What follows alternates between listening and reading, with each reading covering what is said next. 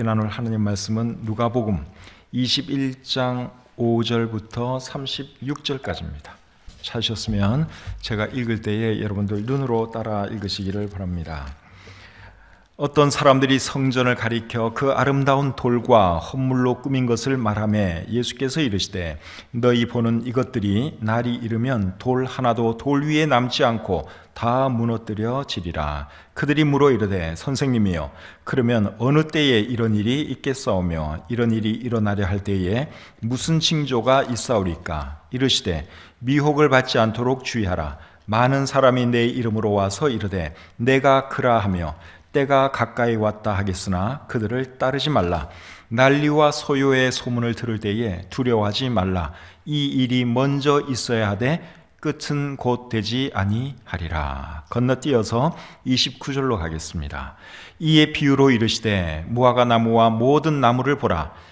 싹이 나면 너희가 보고 여름이 가까운 줄을 자연히 아나니 이와 같이 너희가 이런 일이 일어나는 것을 보거든 하나님의 나라가 가까이 온 줄을 알라. 내가 진실로 너희에게 말하노니 이 세대가 지나가기 전에 모든 일이 다 이루어지리라. 천지는 없어지겠으나 내 말은 없어지지 아니하리라. 너희는 스스로 조심하라. 그렇지 않으면 방탕함과 술 취함과 생활의 염려로 마음이 둔하여지고 뜻밖의 그날이 덫과 같이 너희에게 임하리라. 이날은 온 지구상에 거하는 모든 사람에게 임하리라. 이러므로 너희는 장차 올 이 모든 일을 능히 피하고 인자 앞에 서도록 항상 기도하며 깨어 있으라 하시니라. 아멘. 하나님 은혜와 사랑을 감사합니다. 부족한 저희들을 구원해 주시고 하나님의 자녀로 삼아 주시고 또 영원한 천국을 소망하며 살아갈 수 있도록 해주시니 그 은혜 얼마나 감사한지요. 또 귀한 주일을 저에게 허락해 주시고 또 이렇게 이곳에서 우리 하나님을 예배하며 또 하나님의 이름을 높여드릴 수 있도록 해주시니 참 감사합니다. 온 마음을 다하여 예배하는 이 한 시간 되시도록 도와주시옵소서. 사정이 있어서 함께하지 못하는 우리 지체들도 있습니다. 하나님 어디에 있든지 이 시간 기억하도록 도와주시고 또 온라인으로 예배하는 우리 귀한 성도님들 또 한마음 한뜻으로 끝까지 예배 잘 드리시도록 도와주시옵소서. 모든 시종을 주님께 의탁하오며 예수님의 이름으로 기도드립니다. 아멘.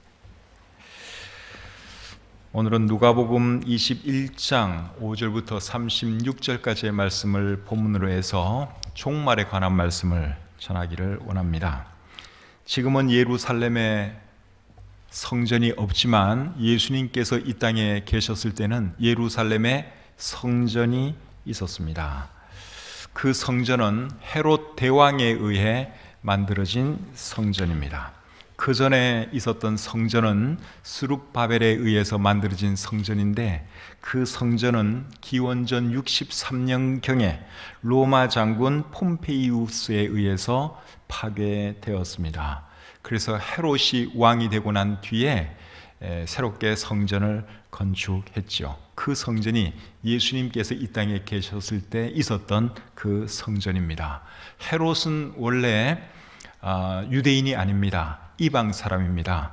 근데 로마에 의해서 유대인의 왕으로 임명을 받고 유대인의 왕이 된 사람이에요. 그래서 유대인의 마음을 얻기 위해서 많은 노력을 했는데 그 중에 하나가 유대인들이 그토록 그리던 성전을 건축하는 것이었습니다. 그래서 헤롯 대왕이 그 성전을 건축하게 된 것이죠. 우리 성경에 보시면 여러 명의 헤롯이 나옵니다. 그런데 성전을 건축한 그 헤롯은 아기 예수님을 죽이려고 했던 그 헤롯인데 그 헤롯을 우리는 보통 헤롯 대왕이라고 합니다. 헤롯 왕가의 첫 번째 왕이 그 사람입니다. 그런데 그 성전은 대단히 웅장하고 아름다웠습니다. 그 성전에 사용된 돌의 크기는 보통 90cm에서 120cm 정도였습니다. 굉장히 크죠? 돌 하나 크기가 90에서 120cm, 한 이 정도 되는 큰 돌들을 이용해서 그 성전을 지었습니다. 그리고 큰 돌은 길이가 12m 되는 그런 돌도 있었습니다. 여러분, 돌 하나 길이가 12m, 얼마나 큽니까? 무게가 100톤이 넘습니다. 그런 돌을 이용해서 성전을 지었는데 참 기술도 보통 기술이 아니죠. 그 당시에 뭐 기중기가 있은 것도 아니고, 그런데 그 큰 돌을 이용해서 성전을 멋지게 만들었습니다. 그래서 누구라도 그 성전을 보면 감탄할 수밖에 없어요. 정말 웅장하고 아름답게 지었거든요. 그래서 그 성전을 보면 사람들 입이 떡 벌어지는 것이죠. 야, 멋있다, 웅장하다, 아름답다, 이제 이런 감탄사가 나올 수밖에 없습니다. 그런데 그 성전에 대해서 오늘 이 본문에 보시면 예수님이 어떤 말씀을 하시는가 하면 6절을 보겠습니다. 오늘 본문 6절 말씀. 너희 보는 이것들이 날이 이르면 돌 하나도 돌 위에 남지 않고 다 무너뜨려지리라. 그 웅장한 성전 건물이 돌 위에 돌 하나 남지 않고 다 무너질 것이라고 예수님이 말씀을 하셨어요. 그 말을 들은 제자들이 얼마나 충격을 받았겠습니까? 영원히 있을 것 같은 그 건물인데 그것이 돌 위에 돌 하나 남지 않고 완전히 무너진다고 하니 깜짝 놀랐죠. 그래서 예수님에게 묻습니다. 주님, 언제 그런 일이 일어납니까? 그렇게 물어요. 자, 본문 7절을 보겠습니다. 그들이 물어 이르되 선생님이여, 그러면 어느 때에 이런 일이 있겠사오며 이런 일이 일어나려 할 때에 무슨 징조가 있사오리까? 예수님의 제자들이 두 가지 질문을 했습니다. 첫 번째 질문은 언제 그런 일이 일어납니까? 하는 것이고, 두 번째 질문은 그런 일이 일어날 때 어떤 징조가 있습니까? 하는 것입니다. 오늘 본문과 똑같은 내용이 마태복음 24장에 기록이 되어 있는데 거기에 보시면 질문의 내용이 조금 더 구체적으로 기록이 되어 있습니다. 마태복음 24장 3절 말씀을 제가 읽어드리겠습니다. 3절 하반절입니다. 어느 때에 이런 일이 있겠사오며 또 주의 임하심과 세상 끝에는 무슨 징조가 있사오리까? 여기 보면 질문의 내용이 조금 더 구체적이에요. 두 가지 질문을 했습니다. 첫째는 언제 그런 일이 있습니까? 하는 것이고, 두 번째는 주의 임하심과 세상 끝에는 어떤 징조가 있습니까? 하는 거예요. 그러니까 이 질문을 한 제자들은 성전이 무너지는 날과 세상이 끝나는 날이 같은 날이라고 생각을 한 것 같습니다.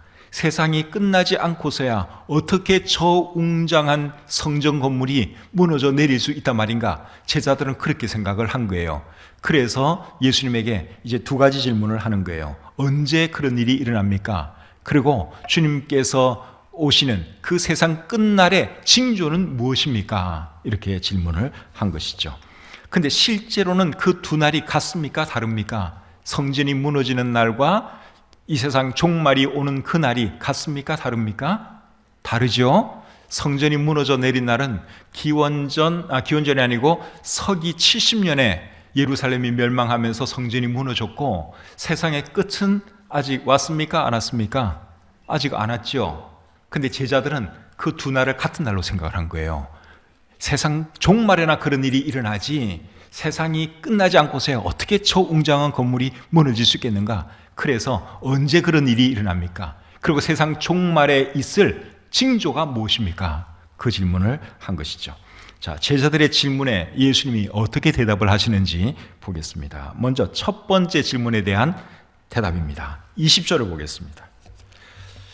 본문 20절에 먼저 첫 번째 질문에 대한 예수님의 대답이 나옵니다. 너희가 예루살렘이 군대들에게 애워싸이는 것을 보거든 그 멸망이 가까운 줄을 알라. 이 말씀에 의하면 예루살렘에 있는 그 성전이 언제 무너져 내린다는 것입니까? 예루살렘이 멸망할 때, 군대들에게 포위당하고 그 예루살렘이 멸망할 때 그 성전이 무너질 것이다. 예수님이 그렇게 말씀하셨죠. 그래서 이 말씀은 서기 70년에 로마의 디도 장군이 예루살렘을 점령할 때 일어나게 됩니다. 예수님께서 오늘 이 본문의 말씀을 하시고 나서 약 40년 뒤에 정확하게 이루어졌습니다. 그리고 그날의 비극에 대해서는 오늘 본문 21절부터 24절에 또 자세하게 기록이 되어 있습니다. 21절부터 보겠습니다. 그때에 유대에 있는 자들은 산으로 도망갈 것이며 성내에 있는 자들은 나갈 것이며 촌에 있는 자들은 그리로 들어가지 말지어다.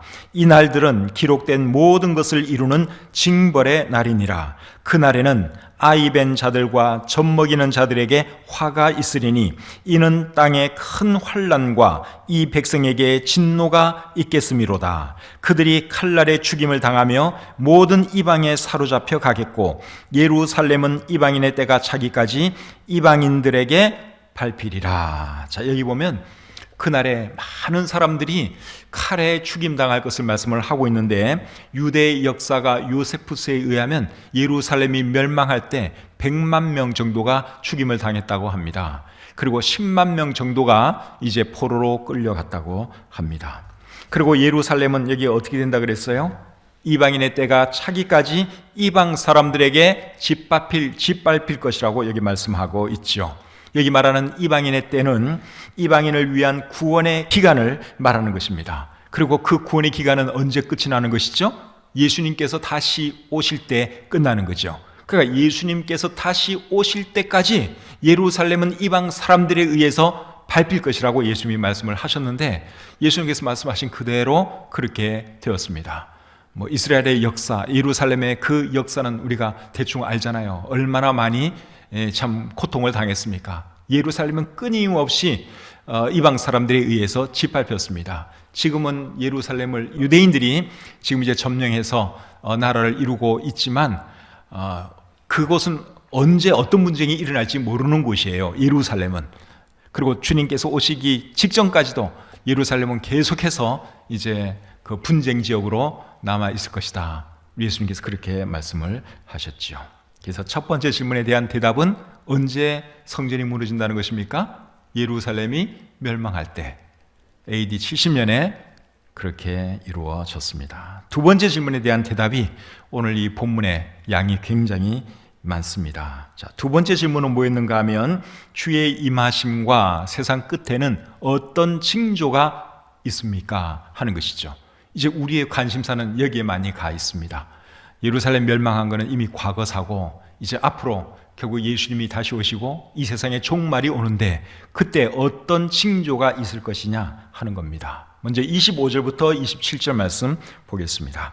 1월 성신에는 징조가 있겠고 땅에서는 민족들이 바다와 파도의 성난 소리로 인하여 혼란한 중에 곤고하리라. 사람들이 세상에 임할 일을 생각하고 무서워함으로 기절하리니 이는 하늘의 권능들이 흔들리겠습니다.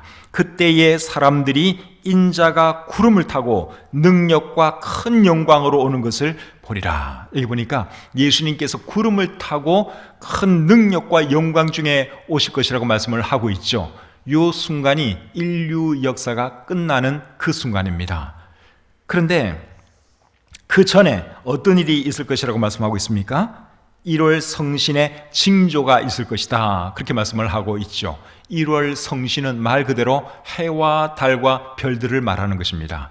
그래서 하늘에 있는 해와 달과 별들의 징조가 있을 것이다, 그렇게 말씀을 하고 있습니다. 그리고 하늘의 권능들이 흔들릴 것이다, 그렇게 말씀을 하고 있는데, 이 하늘의 권능들을 공동번역과 영어 NIV 성경에서는 천체라고 번역을 했습니다. 천체가 흔들릴 것이다, 그러한 뜻이죠. 마태복음 24장 29절에 보시면 방금 제가 말씀드린 이 내용을 조금 더 쉽게 설명을 해놨습니다. 마태복음 24장 29절 말씀입니다. 그날 환난 후에 즉시 해가 어두워지며 달이 빛을 내지 아니하며 별들이 하늘에서 떨어지며 하늘의 권능들이 흔들리리라. 이런 일이 언제 있겠다는 것입니까? 예수님께서 구름 타고 오시기 직전에 이런 일이 있을 것이다 하는 것이죠. 그리고 오늘 본문 25절 하반절에 보시면 땅에서는 민족들이 바다와 파도의 성난 소리로 인하여 혼란 중에 공고할 것이다, 그렇게 말씀하고 있습니다. 혼란 중에 공고하다 하는 이 말은 어쩔 줄 몰라서 괴로워하는 것을 의미합니다. 표준 세번역 성경이 그렇게 번역을 해놨습니다.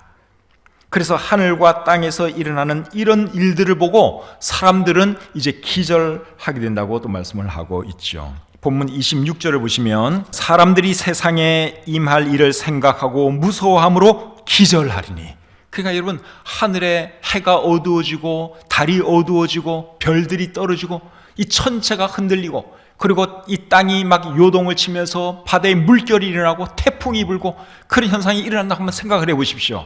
얼마나 무섭겠습니까? 너무너무 무서워서 사람들이 기절할 거다. 그렇게 예수님이 말씀을 하셨습니다. 그래서 이런 일이 언제 일어나느냐? 예수님께서 구름 타고 이 땅으로 오시기 직전에 이런 일이 일어나는 것이죠. 그 다음에 이제 8절부터 19절까지 말씀을 보겠는데 8절 9절 말씀을 제가 읽겠습니다. 8절과 9절입니다.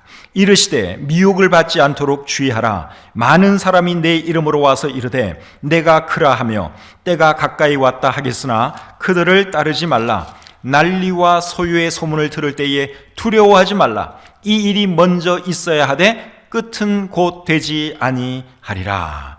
여기 끝이라는 말이 나왔어요. 끝은 곧 되지 아니하리라. 여기 말하는 끝은 세상의 끝을 말하는 것입니다. 그런데 이 일이 먼저 있어야 하되 끝은 곧 되지 아니하리라. 그렇게 말을 했으니까 세상의 종말이 어느 정도 전에 이제 이런 일들이 있을 것이다. 그러한 말씀인데 어떤 일이 있겠다 그랬습니까? 자기가 예수라고 주장하는 사람들이 많이 나타날 것이라고 말씀하고 있습니다. 그리고 난리와 소유의 소문을 너희가 듣게 될 것이다. 예수님이 그렇게 말씀을 하고 있죠. 여기 난리는 전쟁을 의미하는 것입니다. 그리고 소유는 난리라는 의미고, 그래서 전쟁과 여기저기서 뭐 난리 났다는 이런 소식이 많이 들릴 것이다. 예수님이 그렇게 말씀을 하고 계세요. 그 다음에 10절 11절 보겠습니다. 또 이르시되 민족이 민족을, 나라가 나라를 대적하여 일어나겠고 곳곳에 곧 지진과 기근과 전염병이 있겠고 또 무서운 일과 하늘로부터 큰 징조들이 있으리라. 자, 여기는 또 어떤 일이 일어날 거라 그랬습니까?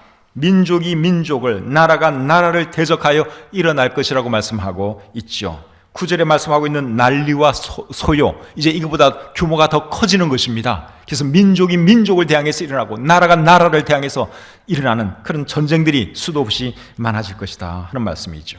그리고 곳곳에 큰 지진과 기근과 전염병이 있을 것이라고 말씀하고 있습니다. 그리고 무서운 일과 하늘로부터 큰 징조들이 있을 것이다 그렇게 말씀을 하고 있는데 25절에 나와 있는 1월 성신의 그 징조들, 그것에 대한 전조 증상이라고 생각이 듭니다. 그래서 예수님께서 구름 타고 오시기 직전에는 1월 성신의 놀라운 징조가 있을 것인데 또 그 전에 무서운 일과 하늘로부터 큰 징조들이 있을 것이다. 우리 성경이 그렇게 말씀을 하고 있습니다. 12절 13절 계속 보겠습니다.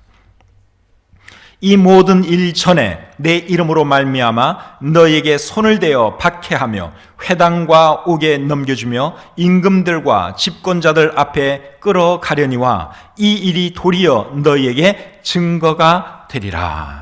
여기 잘 보시면 이 모든 일이 있기 전에 핍박이 먼저 있을 것이라고도 말씀을 하고 있습니다. 여기서 말하는 이 모든 일은 앞에서 말한 모든 일, 즉 세상 끝날에 있을 징조들을 말하는 것이죠. 그래서 세상 끝날에 나타날 이런 징조들이 있기 전에 큰 핍박이 있을 것이다 그렇게 말씀하고 있습니다.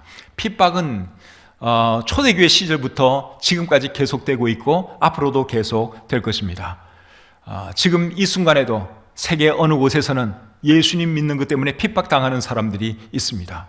지금 지구상에서 기독교에 대한 핍박이 제일 심한 나라가 어느 나라인 줄 아십니까?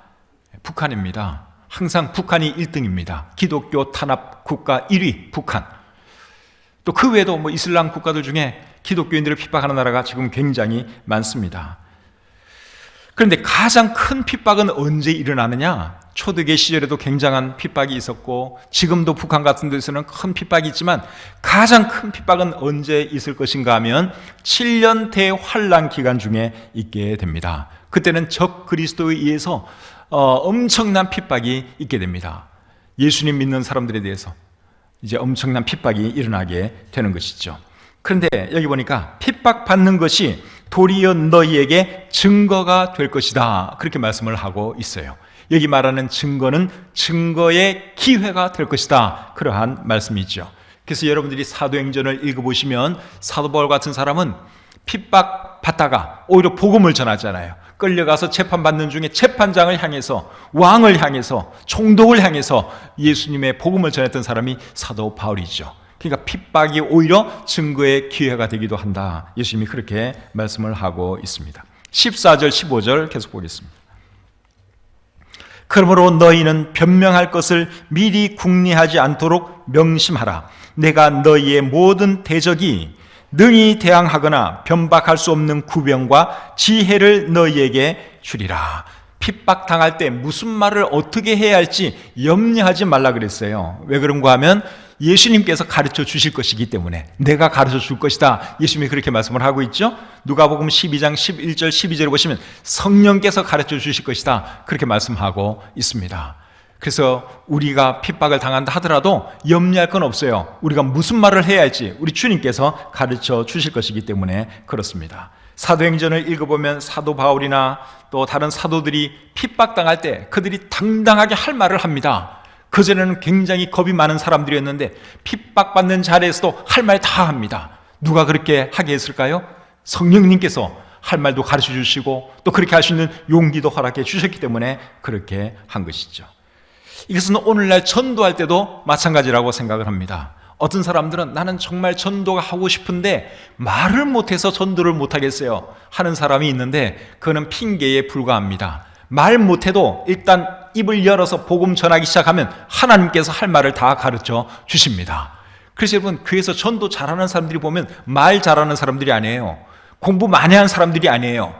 성령님의 음성에 민감한 사람들, 그런 사람들이 전도를 잘 하는 것이죠.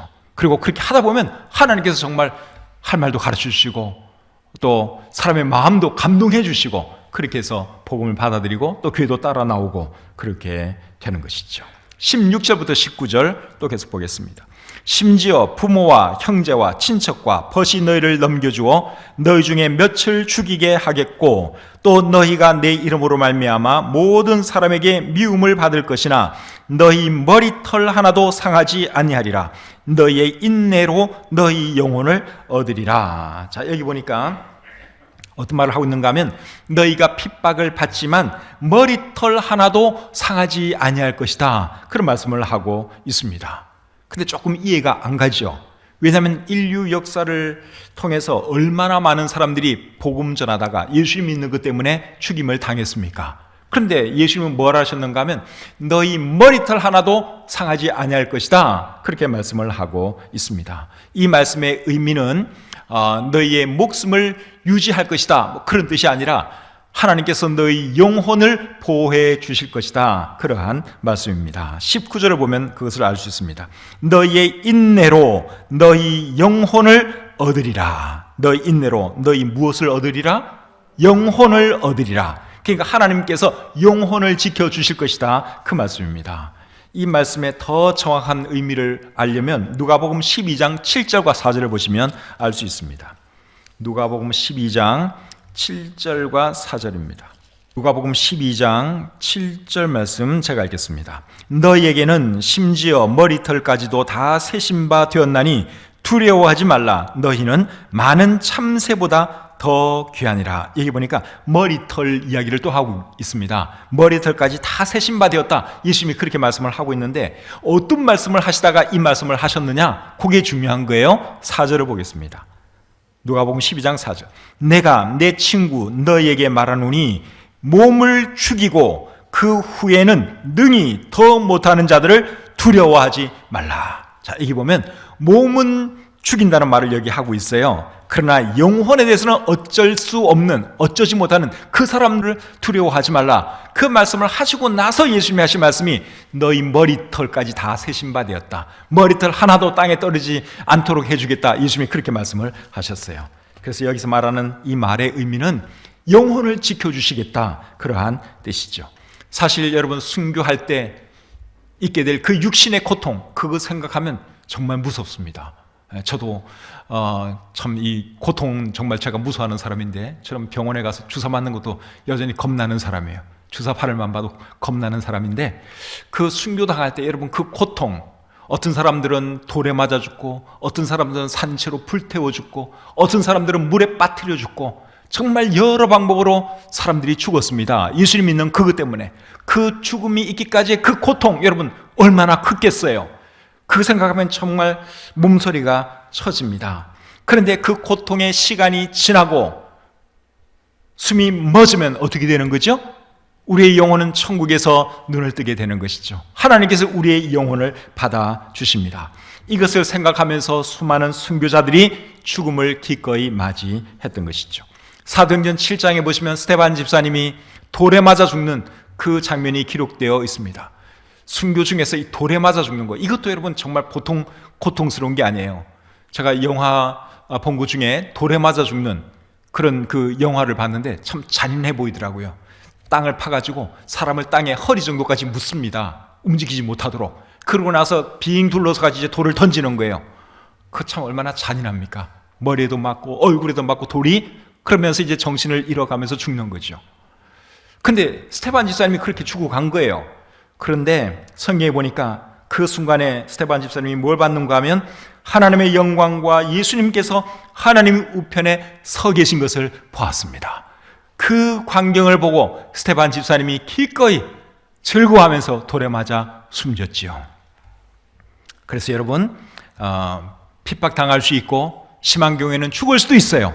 그래도 하나님께서 우리의 영혼만큼은 지켜주신다 하는 것을 우리가 기억하시기를 바랍니다. 지금까지 종말에 관한 일을 제가 말씀을 드렸습니다. 세상 되어가는 것을 볼 때 예수님께서 다시 오실 날이 멀지 않은 것 같습니다. 여러분, 나무를 보면 여름이 오는지 겨울이 올 것인지 금방 알 수 있습니다. 나무에 싹이 나고 파란 잎이 돋기 시작하면 이제 곧 여름이 오는 거예요. 그리고 지금처럼 낙엽이 지고 이파리가 떨어지기 시작하면 이제 곧 겨울이 오는 것처럼 이 세상 되어가는 것을 보면 예수님께서 언제쯤 오실 것인지 추측이 가능해집니다. 자, 본문 29절부터 31절 보겠습니다. 29절부터 31절까지 말씀. 이에 비유로 이르시되 무화과 나무와 모든 나무를 보라. 싹이 나면 너희가 보고 여름이 가까운 줄을 자연히 아나니 이와 같이 너희가 이런 일이 일어나는 것을 보거든 하나님의 나라가 가까이 온 줄을 알라. 자, 여기 보면 이런 일이 되는 것을 보거든 하나님의 나라가 가까이 온 줄을 알라. 예수님이 그렇게 말씀하고 있죠. 여기 말하는 이런 일은 어떤 일입니까? 예수님께서 앞에서 말한 종말의 징조들, 그런 징조들이 나타나기 시작하면 하나님의 나라가 가까이 온 줄 알라, 그렇게 말씀을 하고 있는데, 여기서 하나님의 나라는 예수님의 재림을 의미하는 것이죠. 근데 저는 지금이 우리가 살고 있는 이때가 예수님의 재림과 굉장히 가까운 때라고 생각을 합니다. 오늘 이 본문에 보시면 종말이 되면 자기가 예수라고 주장하는 사람이 많이 일어날 거라고 말씀을 하고 있죠. 근데 지금 이 세상에 여러분 그런 사람 굉장히 많습니다. 우리나라에만 해도 자기가 재림 예수라는 사람도 있고, 자기가 보혜사 성령이라는 사람도 있고, 심지어 자기가 하나님이라고 주장하는 사람도 있습니다. 그런 사람들 굉장히 많아요. 몇십 명이 됩니다. 지금 대한민국에만 하더라도. 전 세계적으로는 또 얼마나 많이 있겠습니까? 그리고 여기 또 종말이 가까우면 전쟁의 소문이 많이 일어날 것이라고 말씀을 하고 있는데, 여러분 1차 세계대전, 2차 세계대전이 언제 다 일어났죠? 그것이 1900년대에 일어났잖아요. 20세기 들어와서 세계 1차 대전, 2차 대전이 일어났습니다. 그리고 지금 우리가 살고 있는 이 세대는 21세기예요. 20세기부터 큰 전쟁이 일어나기 시작했다는 거 우리가 잘 기억할 필요가 있고, 그리고 지금도 세계 곳곳에서 크고 작은 전쟁들이 수도 없이 많이 진행되고 있다고 하는 사실이죠. 그리고 큰 지진과 기근과 전염병이 많이 있을 것이라고 말씀을 하고 있는데, 지금 코로나라고 하는 전염병 때문에 온 세계가 난리잖아요.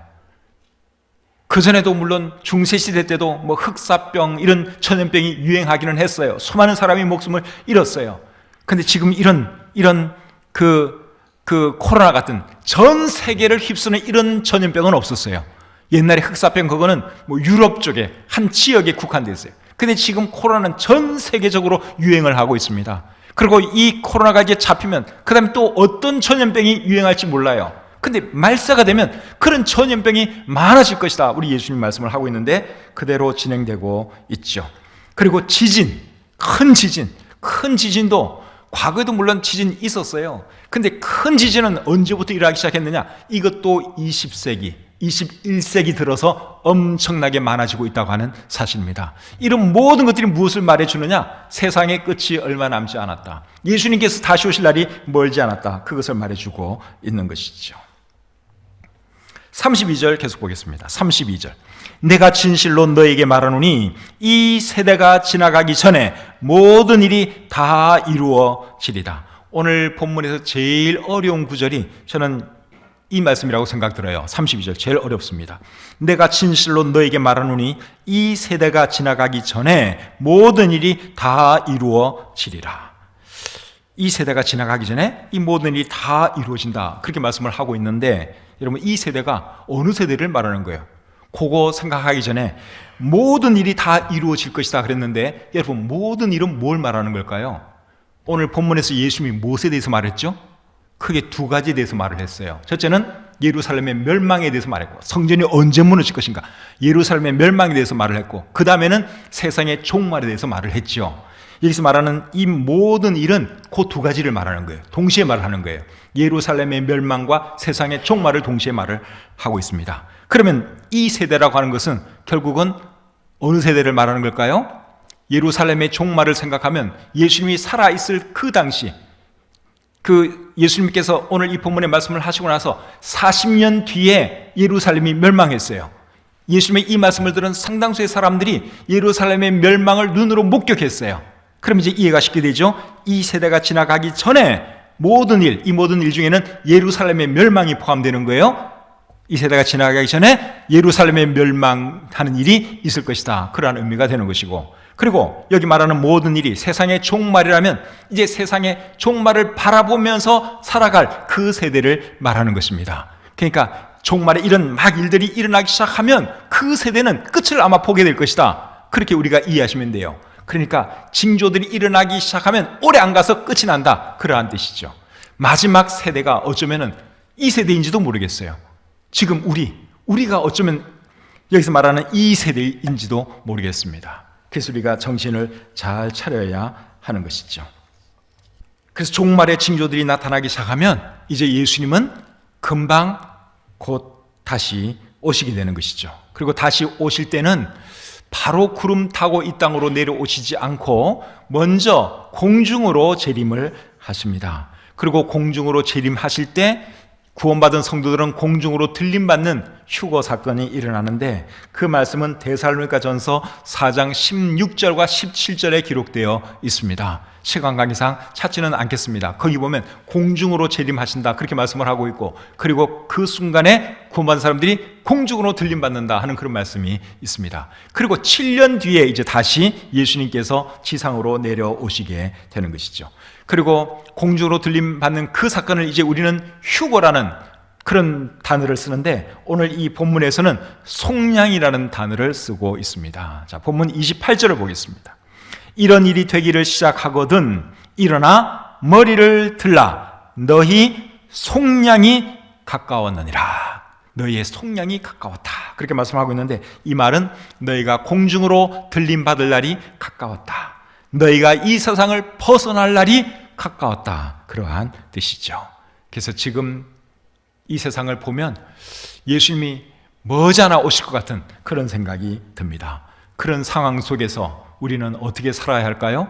거기에 대한 말씀이 오늘 본문 34절부터 36절에 나옵니다. 너희는 스스로 조심하라. 그렇지 않으면 방탕함과 술 취함과 생활의 염려로 마음이 둔하여지고 뜻밖의 그날이 덕과 같이 너희에게 임하리라. 이 날은 온 지구상에 거하는 모든 사람에게 임하리라. 이러므로 너희는 장차 올 이 모든 일을 능히 피하고 인자 앞에 서도록 항상 기도하며 깨어 있으라 하시니라. 예수님께서 우리에게 어떻게 살라고 말씀하고 있습니까? 항상 기도하며 깨어 있으라 그렇게 말씀을 하고 있고 방탕함과 술 취함과 생활의 염려로 마음이 둔하여지지 않도록 조심하라 그렇게 말씀하고 있죠. 이 말씀을 잘 기억하시고 정신 차리고 살아가는 저와 여러분들이 다 되시기를 우리 주님의 이름으로 축복합니다. 하나님 아버지, 이 세상 되어가는 것을 볼 때 우리 주님께서 오실 날이 심히 임박한 것을 봅니다.